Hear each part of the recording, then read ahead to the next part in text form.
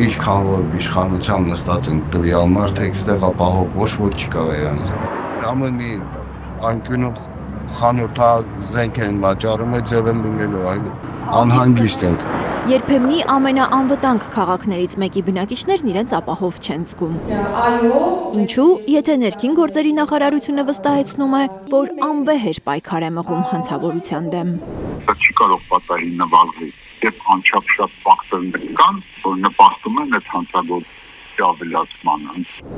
Ինչպես կարող են քչանալ հանցագործությունները, եթե քաղաքի ամեն անկյունում ռազմորկա է, սպանություն, գողություն։ Ներքին գործերի նախարարն էր 10 օր առաջ հայտարարել, թե 2025-ին հանցագործությունների թիվը նվազել է 3,2%-ով։ Ո՞վ կարող է պակասել։ Արփինե Սարգսյանը նաև ասել էր, թե հանձնարարել է ուժեղացնել հանցագործությունների բացահայտման վերահսկողությունը, ակտիվացնելով շրջայցերը համայնքներում։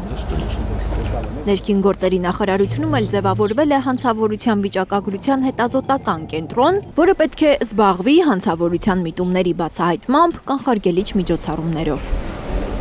Հիմա այդպես երկար անունով ինչ-որ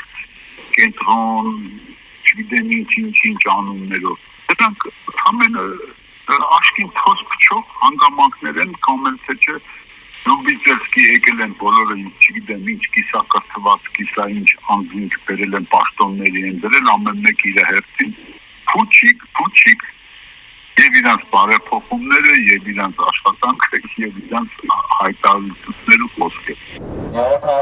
Ըստ Հանրապետության նախկին փոխոստիկանապետ Գագիկ Համբարձումյանի, ոչ այդ նոր ձևավորված կենտրոնը, ոչ ոստիկանության ազգային գվարդիայի ստեղծումը, ոչ էլ այն հսկայական փողերը, որ կառավարությունը ծախսում է ոստիկանական համակարգը իբր բարեփոխելու համար,